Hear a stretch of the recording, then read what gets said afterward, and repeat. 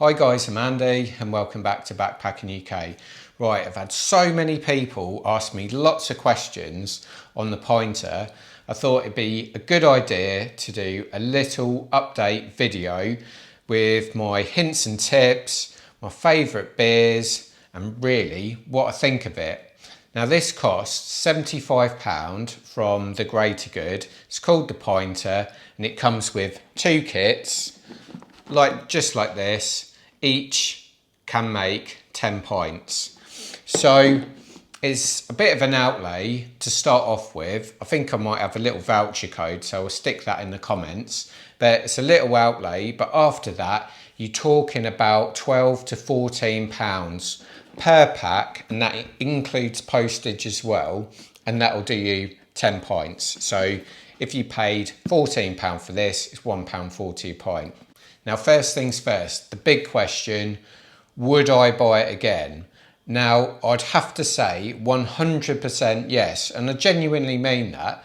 It's not cheap, you know, I could go down the local shop and buy 4 cans for a fiver, or go in Tesco's and buy 4 bottles for £6. But this is genuinely really, really good. And the beer you get out of it is absolutely fantastic. So the ones I've had so far have mainly been pale ales, because that's what I love. Some of my favourite ales, I love like Adnams ales, like Ghost Ship's one of my favourites. Sharps ales, like Doom Bar, Atlantic is probably my favourite ale out there. Then you've got St Austell Brewery, like Tribute, absolutely love that. And then you've got like Oakham ales and Woodfords and others like that. So I like pale ales, I like a bit of citrus as well. And then the lower end of the golden ales. So, you know, for instance, like I love a Wainwright's, you know, but my main thing is between say 4.5%. Yeah, I love to have a few ales, and that's where I sit. And to be honest, the ones that I've bought so far, although they're quite different, and I can't quite explain why the taste is different, they're really nice, and they really do sort of back up my current flavours. It's just super tasty, and you can definitely tell they're really fresh. You get a really fresh, clean taste from these. So what are my hints and tips? Right, now, first of all, most of these take 7 days to brew. Not 7 weeks, 7 months, just 7 days to brew. Now, this one, for instance, says 4 days brewing time and 3 days conditioning time. Now, I would say that's an absolute minimum. Now, for me, you could add on maybe like a day for the brewing time, but the big one for me is the conditioning time. You know, especially after you tap it for that first time as well, just makes it so much smoother, so much clearer. It's just genuinely nicer, to be honest. So although it does say you can brew these in a week, that is the bare minimum. Right, my next tip on the Pinter is don't open and close it too much. Most of the beers I've got are carbonated, which means before you pull your pint, you just need to turn the dial at the back off from carbonated to off. Hear a little tss, the air coming out, pull your pint, put it back on. Now, one thing that I have learned is the first couple that I had, you know, it's new and you know, you want a beer and you think it's great, I've got a draft beer in my fridge. But if you want like a pint every day, you'll see the beer just getting flatter and flatter and flatter and flatter. So what I would do is say maybe open it up on a Friday night, have it Friday to Sunday, say close it off and then finish the rest the next week. And you guaranteed that next week you're going to have nice lively beer. The next one is what to expect. I've just tapped this, so it's quite cloudy, and you will see that, especially at the start. definitely for the first 2 pints. But if you have a couple of beers, leave it for a few days, the next beer you pull will be so much clearer and so much cleaner. My next tip is try and keep this pointer flat, horizontal, and certainly you don't want it pointing towards the tap, because you're just going to get all those little bits, all that sediment, it's just going to go to the front and you're just going to get bits swirling around your beer. Now, my father-in-law was really dubious about this. He's been brewing beer for years, absolutely years. When I told him I got this, didn't believe it'd work at all. Now, he had this, a pint of this, which is actually my favourite one.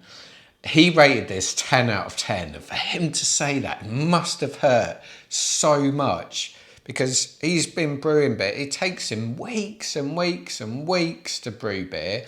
And sometimes he gets to the end of it and it's bloody awful. But with this, in just a week, he couldn't believe it. He gave this 10 out of 10. So it goes to show, okay, it looks like these are made in a lab, but they obviously know what they're doing, precisely know what they're doing, because the taste of their beer is absolutely lovely.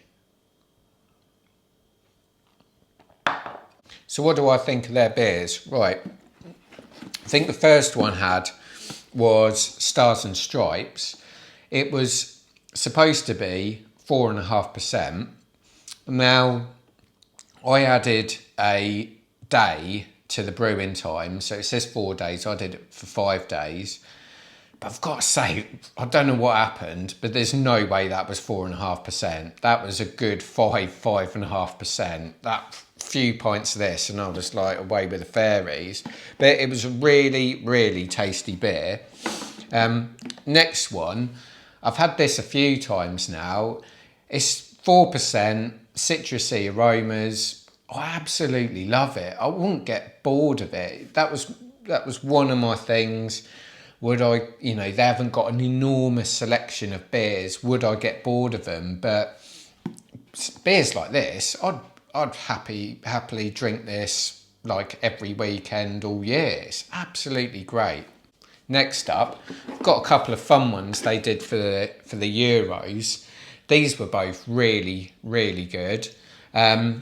Somewhere in between the other two, just English pale ales, 4.5%. I actually took this outside in the garden full for a barbecue round with my friends. We demolished it. It was absolutely lovely, absolutely great. And one thing that was good about this Pinter, it did keep the beer quite cold. It was a hot day as well, and it really did keep it cold. So that's one thing to consider. If you're planning on doing a brew to get some friends round together, it doesn't necessarily have to sit in the fridge. You can have it on a worktop, you can have it outside. Next up, I've got this Southgate Euros The One. That is what this is.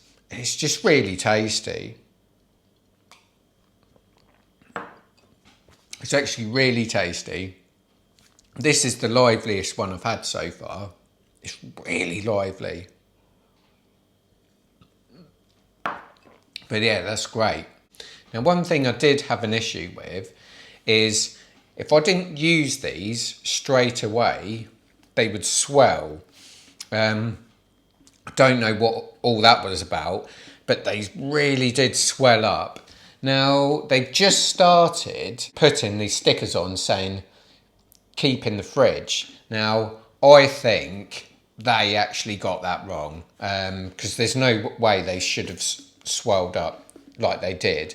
So, little tip for you, do put these in the fridge straight away until you need to use them. And people have asked also, how long does the beer last? Well, I like my ales, I'm not going to lie, so you're talking like 2 weeks max. But I tell you what, if you do what I say, if you don't use it every day, you will get 2 weeks out of it. It will still be lively at the end. You just can't keep turning this carbonated dial on, off, on, off, on, off. It's just going to lose all its liveliness. You don't lose the taste. It's still really nice. And I have had, you know, learning process, some like flat beers, but it is really tasty, but it's just not the same if it's, you lose the lovely liveliness of these ales. So I hope you like the Greater Good, the Pinter update. Like I say, I genuinely would buy it again. I'll find an offer code and stick that in the description. You might get free postage or something like that from it. But give it a go. It's a bit of fun. It's a bit of a gadget. And you get cracking beer. No doubt about that. So hopefully, I'll see you in that beer garden soon. Cheers.